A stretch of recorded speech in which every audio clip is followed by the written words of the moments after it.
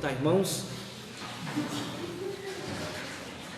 Meus irmãos, nós vamos abrir a palavra de Deus, um texto que já tivemos a oportunidade de meditar. O tema da nossa igreja este ano é um só corpo, e nós vamos sempre tocar neste assunto. Inclusive a nossa pastoral, se você observar, é como melhorar a comunhão na igreja, como melhorar a comunhão na igreja, e nós temos pelo menos aí 7 conselhos práticos que, se buscarmos colocar em prática na nossa vida, nós vamos certamente melhorar a comunhão na igreja. E dentro desse assunto, eu quero convidá-los para que abram comigo a palavra de Deus em Atos dos Apóstolos, capítulo 2. Atos, capítulo 2. Faremos a leitura dos versos 37 a 47, porém as lições eu vou tirar dos versos 42 a 47, mas faremos a leitura a partir do 37. Atos 2,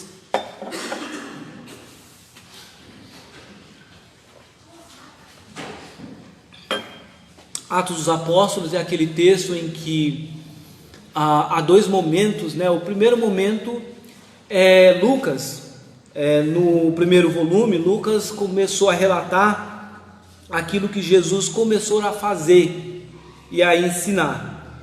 E Atos é aquilo que Jesus continuou a fazer e a ensinar, mas não agora por seu intermédio, mas por intermédio dos apóstolos. Estudiosos vão dizer que esse Atos dos Apóstolos poderia muito bem ser chamado de Atos do Espírito Santo, porque o que nós vemos é justamente o Espírito atuando por intermédio dos apóstolos, e esses apóstolos pregando o Evangelho, pregando a palavra de Deus.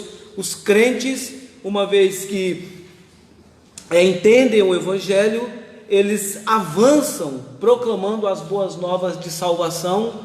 E o resultado dessa pregação, da igreja que sai das 4 paredes, é justamente um avivamento. E o que nós vamos verificar aqui em Atos é justamente o que é um verdadeiro avivamento. Não é o tema da mensagem, mas em Atos nós vamos ver, especialmente a partir do verso 37, um verdadeiro avivamento.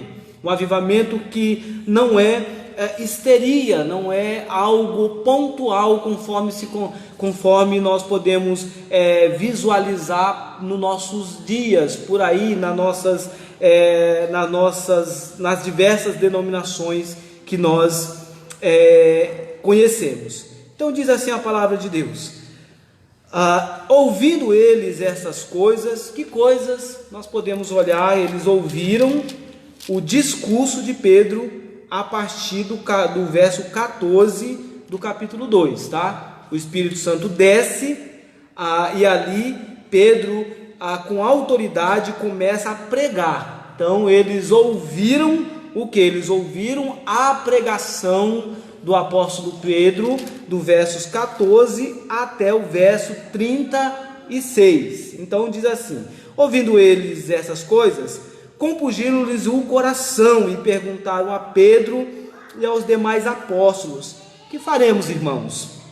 Respondeu-lhes Pedro: arrependei-vos e cada um de vós seja batizado em nome de Jesus para a remissão dos vossos pecados, e recebereis o dom do Espírito Santo. Pois para vós outro é a promessa, para vossos filhos e para todos os que ainda estão longe, isto é, para quantos o Senhor nosso Deus chamar. Com muitas outras palavras deu testemunho e exortava-os, dizendo: salvai-vos desta geração perversa. Então os que lhe aceitaram a palavra foram batizados, havendo um acréscimo naquele dia de quase 3.000 pessoas, e perseveravam na doutrina dos apóstolos, na comunhão, no partir do pão e nas orações. Em cada alma havia temor, e muitos prodígios e sinais eram feitos por intermédio dos apóstolos. Todos os que creram estavam juntos e tinham tudo em comum.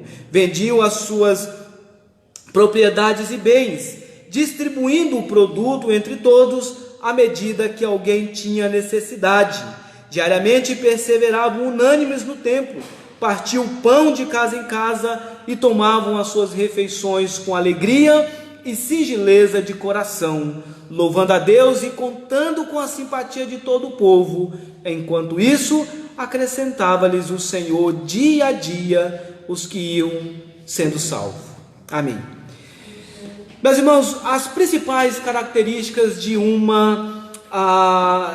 da comunhão de uma igreja, como que nós podemos olhar para as Escrituras e observarmos na prática como essa comunidade experimentava a verdadeira comunhão. O texto diz que quando aquelas pessoas ouviram a pregação do apóstolo Pedro, não havia outra atitude de não perguntar, diante de tudo aquilo que nós ouvimos, diante do confronto que nós tivemos da pregação da palavra, o que nós podemos fazer? Há alguma coisa, há alguma resposta que nós precisamos dar? E quando Pedro então diz que a única resposta correta, a única resposta válida, lícita, era justamente o arrependimento, para que eles pudessem então, arrependidos, fazer parte do corpo de Cristo e aí servirem ao Senhor. Todo e qualquer tipo de pregação exige uma resposta, seja do crente, seja do incrédulo.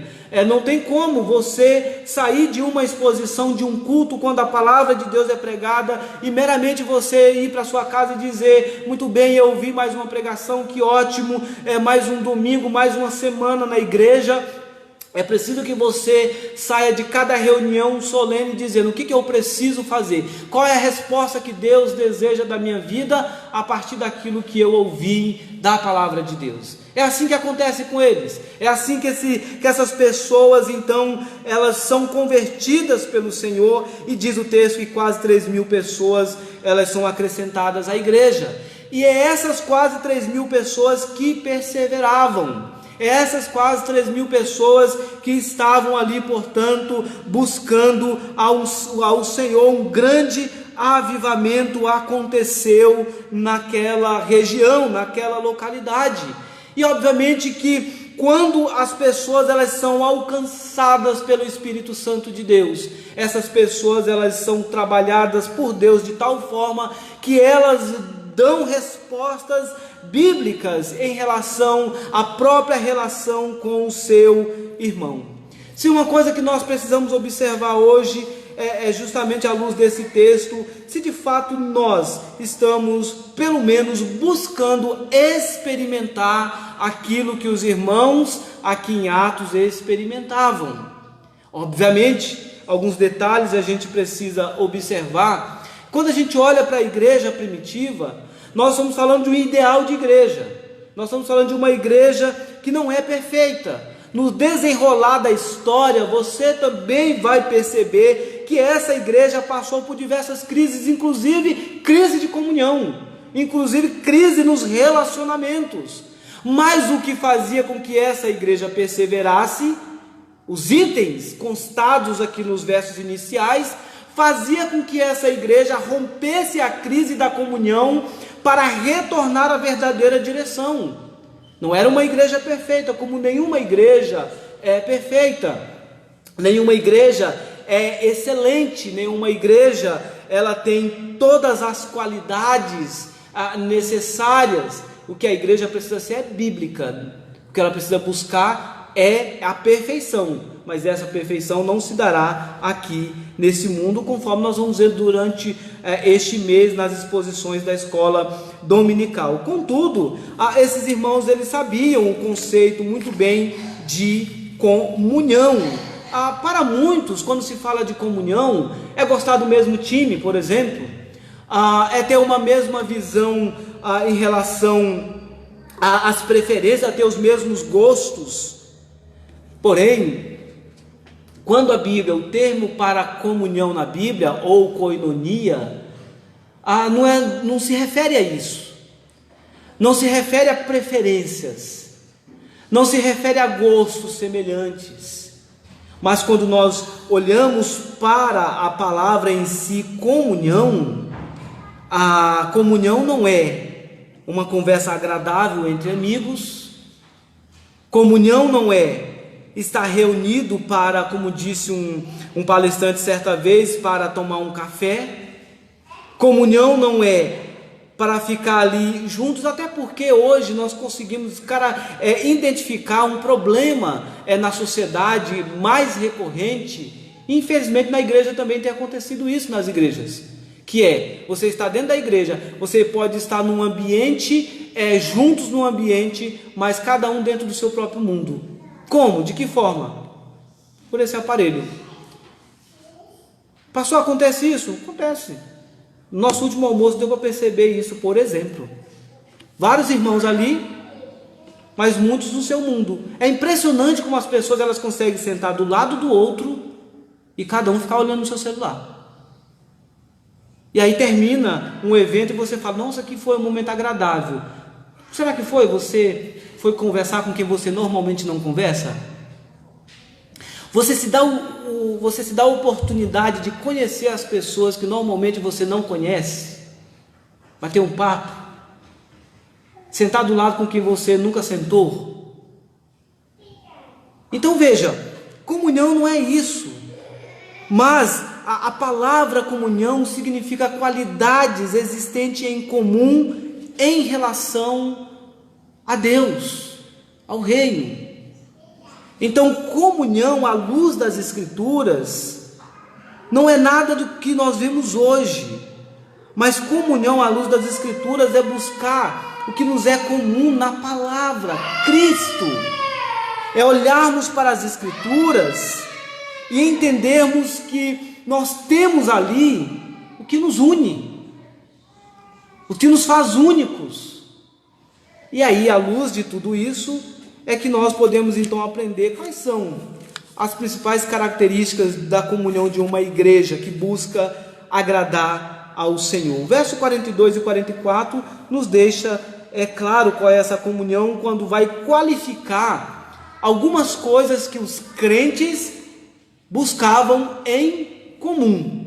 Ou seja, os crentes de bom grado se esforçam e dedicam o seu tempo para estarem juntos. Eu entendo que essa é a primeira qualidade, ou essa é a primeira característica de uma igreja que busca, de fato, evidenciar uma verdadeira comunhão. Os crentes se esforçam para dedicar tempo para estarem juntos.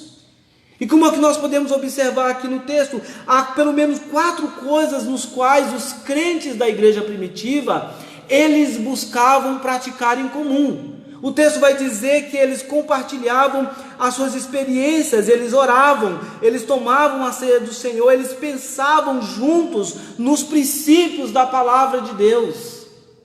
Como nós podemos ver isso? E perseveravam no quê? No ensino, na comunhão, no partir do pão e nas orações.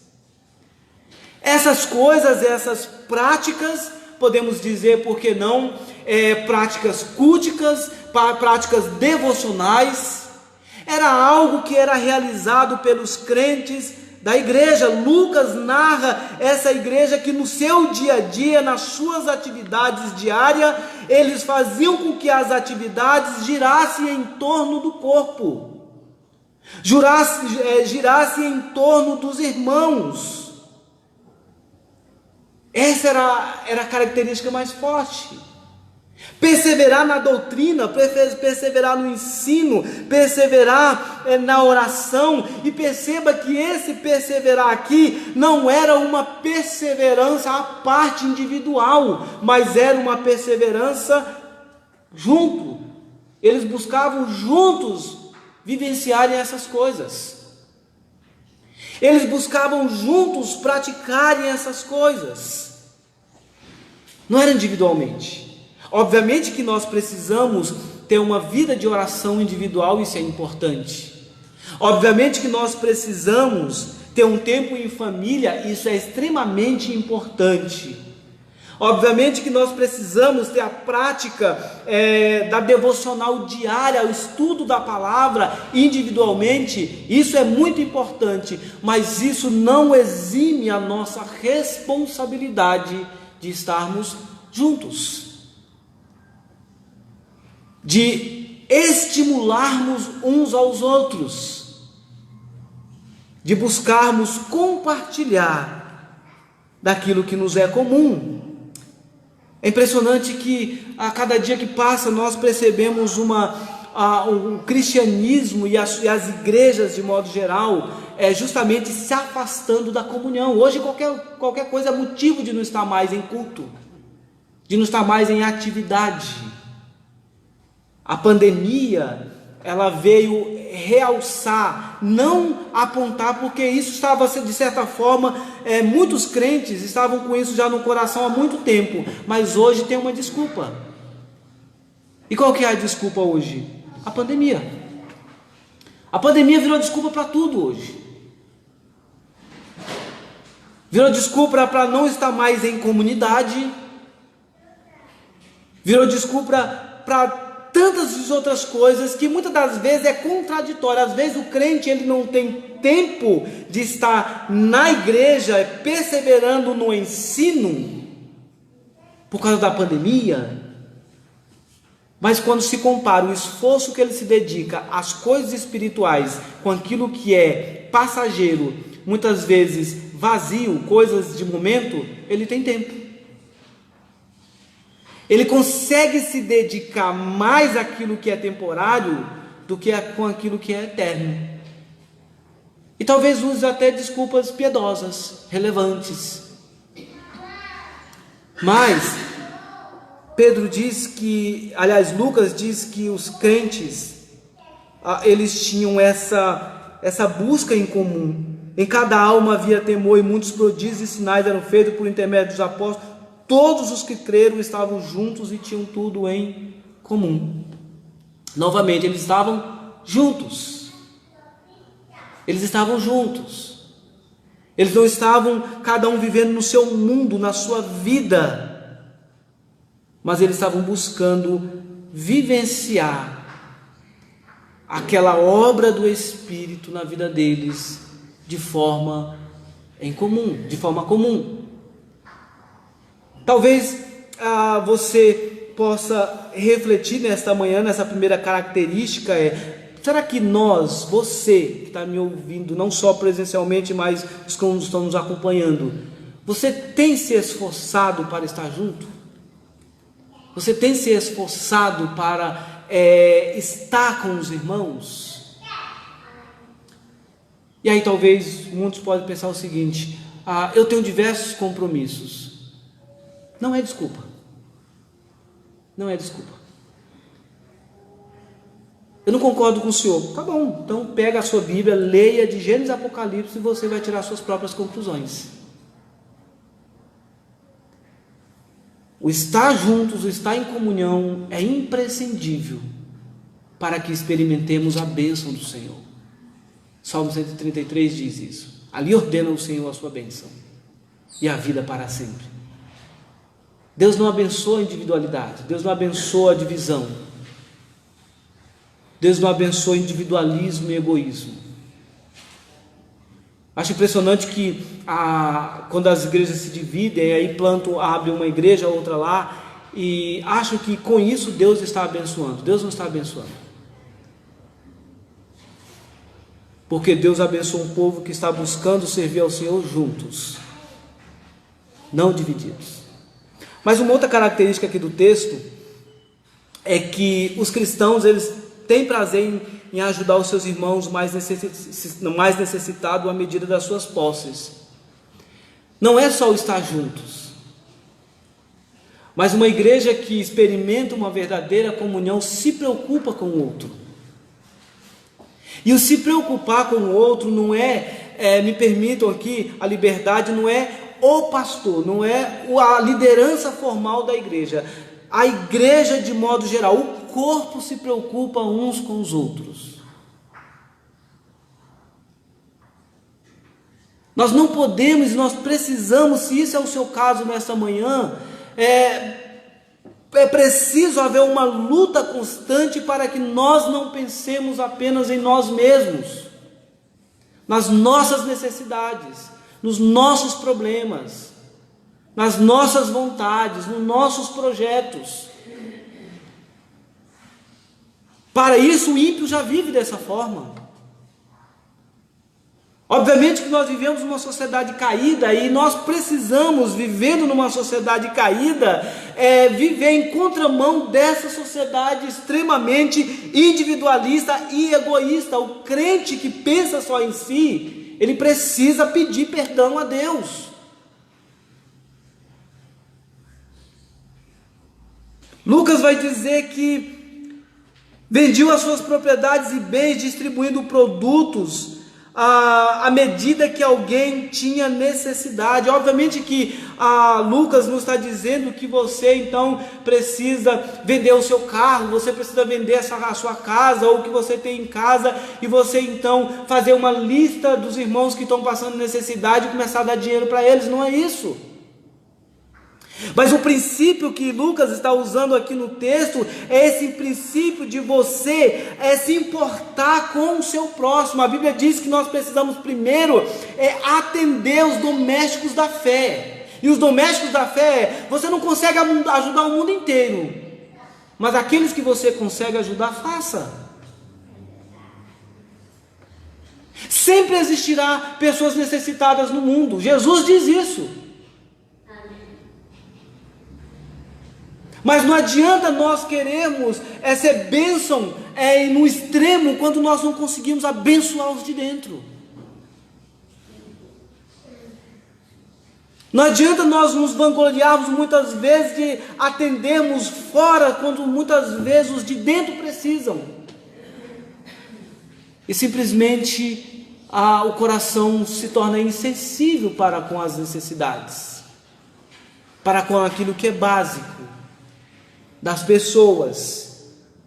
E então, irmãos, perceba que no dia a dia essa era a realidade dos cristãos. Eu imagino essa vivência. Estudando o texto, eu ficava imaginando essa vivência do irmão chegando na igreja, na comunidade ali, e perguntando, não por educação, porque às vezes a gente pergunta, se você for sincero com você mesmo, você vai perceber que às vezes você pergunta por educação, mas não é porque você quer saber se o outro realmente precisa, ou às vezes você não quer nem perguntar, porque vai que ele diz que precisa de alguma coisa.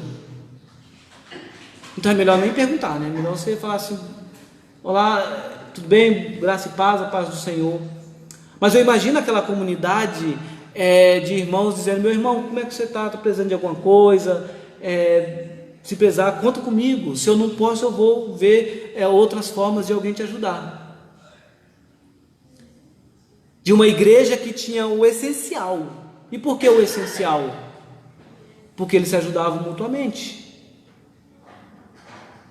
E ajudar mutuamente também significa, de acordo com as suas posses, colocar a mão no seu bolso e ajudar. Se tem uma coisa que o crente ainda não conseguiu na sua maioria se libertar, foi justamente do materialismo, do dinheiro. Se você for perceber, a maioria das vezes o sofrimento da sua casa é por causa de dinheiro. As brigas é por causa de dinheiro. Os conflitos é por causa que você quer comprar alguma coisa ou não tem certas coisas. E a tendência nossa muitas vezes é achar que o outro sempre tem mais do que a gente. E quando se fala de ajudar então?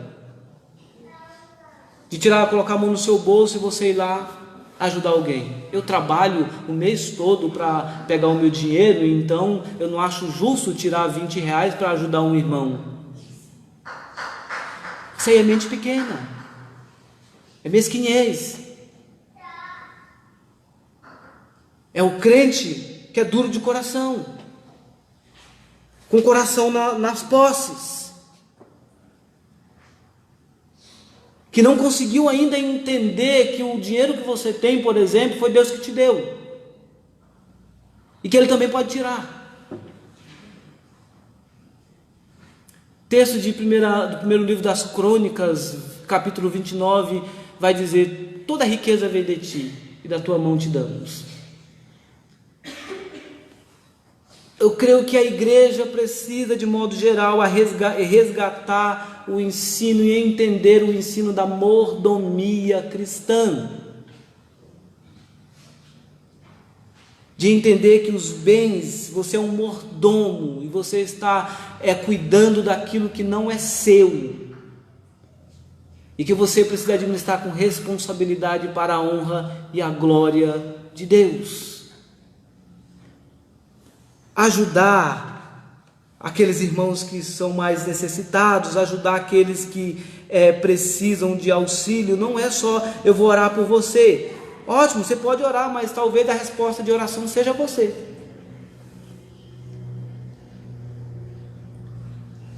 O irmão te procura por uma necessidade, você diz, vou orar por você. A resposta de oração talvez é você, e você está jogando a responsabilidade no outro. Então, meus irmãos, essa característica ela é extremamente importante. Ao escrever para a igreja de Corinto, em sua segunda carta, Paulo fala do comportamento dos crentes da igreja da Macedônia, e vai dizer então que aqueles crentes, na medida das suas posses, ou até mesmo acima delas, mostraram-se voluntários, pedindo-nos com muitos rogos a graça de participarem da assistência aos santos. Olha que bênção maravilhosa. Se você estudar o contexto dessa carta, você vai aprender que a igreja da Macedônia passava por muitas dificuldades. Os crentes passavam por lutas financeiras e perseguições por causa do evangelho. Mas quando é avisado que Paulo vai passar naquela região para fazer uma coleta para os crentes de Jerusalém que estavam necessitados, os crentes que estavam passando necessidade, eles foram os primeiros a procurar o apóstolo Paulo e dizer, nós queremos ajudar. Nós queremos ajudar. E quando a gente pensa nisso, irmãos, é impressionante. Hoje, uma vez o reverendo Mariano estava fazendo uma contagem, não sei se vocês se lembram aqui na igreja, se você se comprometer, por exemplo, em ser instrumento de Deus para auxiliar a vida de um missionário, você ser instrumento de Deus e se comprometer, pelo menos a cada domingo, eu vou colocar R$1 de oferta missionária, durante 4 domingos você deu R$4. Imagina uma comunidade de 50 e 70 pessoas dando R$1 por domingo. Mas você pode dizer, eu não tenho. Mas você compra Coca-Cola, você compra doce, você compra coisa que faz mal para a sua saúde, você gasta com besteira, você faz tudo isso. Mas ofertar para missões, não, isso eu não tenho dinheiro para isso. Eu não tenho dinheiro para isso. É entender que nós somos a resposta de Deus para a oração daqueles que estão necessitados. É entendermos que nós somos mordomos de Deus. E nós estamos aqui para administrarmos aquilo que Deus deu para administrarmos. Mas por último, os crentes são unânimes quanto ao propósito e alvos. Eles sentem a alegria de se reunirem para louvar a Deus. Diariamente perseveravam no templo. Opa, nós temos um detalhe aqui, o desigrejado não entende isso. Eu não preciso da igreja. Eu posso ser crente em casa. Eles perseveravam no templo. Eu já encontro meu irmão domingo na igreja. Partiu o pão de casa em casa. Então você também tem que estar nas casas. Tomava suas refeições com alegria e singeleza. A palavra singeleza aqui é sinceridade, honestidade. Eles tomavam juntos, partiam o pão de casa em casa, tomavam as suas refeições juntos com sinceridade de coração. E a consequência é, naturalmente, louvando a Deus e contando com a simpatia de todo o povo. Enquanto isso, acrescentava-lhes o Senhor dia a dia os que iam sendo salvos. Por que a comunidade era simpática para com esses crentes? Porque eles se reuniam com sinceridade. O momento de reunião era um momento muito alegre de estar com os irmãos. Aquela sensação que se você não tem oportunidade de estar na semana na igreja, aquela expectativa de chegar o dia do Senhor para estar na igreja. O problema é que muitos crentes até já perderam a ideia do dia do Senhor. Então eu faço troca, eu faço uma negociação, eu vou quando eu quero, se eu não quero eu não vou, qualquer coisa é motivo. Então, numa sociedade, num cristianismo onde nem o dia do Senhor, que deveria ser prioridade, é mais, os crentes vivem um cristianismo confuso, que o que não é prioridade é prioridade, o que é prioridade deixou de ser prioridade, e ainda querem experimentar a bênção de Deus, ainda querem experimentar as respostas benéficas, porque se Deus dizer não, eu vou ficar muito bravo e provavelmente eu não vou para a igreja porque Deus não está respondendo às minhas orações. Amados irmãos, o propósito da igreja é justamente proclamar as boas novas de salvação. Aliás, a igreja existe para adorar o Senhor, e ela proclama as boas novas para que, assim como você, como já dizia John Piper, que conhece o Evangelho e o adora, possa pregar para que outros também tenham o mesmo sentimento que você tem de adorar a Deus. Esse é o objetivo da missão. A bênção de Deus se dá quando estamos juntos como igreja, visível de Cristo. Quando proporcionamos cada um de nós a sinceridade de nos importarmos com o outro. A Bíblia diz: se você tem uma necessidade, comunique aos santos. E comunicar aos santos é aos crentes. Por outro lado, quantos crentes a gente vê também que às vezes passam por uma necessidade e são tão orgulhosos que não comunicam aos santos? Talvez você conheça pessoas assim. Está sofrendo, está passando necessidade, mas eu não vou falar para ninguém. Ninguém tem nada a ver com meus problemas. Pois é, se você fizer uma leitura da Bíblia, você vai entender que tem a ver com seus problemas sim. Quem? A comunidade tem a ver com seus problemas. Se elas podem te ajudar, se a comunidade pode te ajudar, as pessoas, elas estão aqui justamente para isso também. Nós somos irmãos em Cristo. E nessa relação de comunidade, não pode haver um olhar desconfiado, não pode haver um olhar distante. Somos pecadores, todos nós somos pecadores, alguns num estágio diferente da santificação, mas isso não significa que não são pecadores. Por mais que nós achemos ou não, nós precisamos uns dos outros, e quando nós entendemos isso, nós vivenciaremos aquilo que Lucas vai dizer, que é perseverarmos juntos, animando um ao outro, caminhando com o outro, ajudando quando necessário aquele que mais precisa, mas também no dia a dia se esforçando para que na caminhada juntos possamos de fato, com sinceridade, de fato nos reunirmos para que em torno daquilo que é comum caminharmos servindo ao Senhor, para que por meio das nossas vidas, das nossas relações, nós sejamos um testemunho daquilo que Deus faz na vida de alguém que já experimentou o encontro com o Salvador. Que Ele nos ajude, nos capacite para viver dessa forma, que essas características elas sejam presentes na sua vida. Se não estão presentes, que você busque em nome de Jesus a colocar em prática na sua vida. Nos coloquemos de pé, oremos ao Senhor.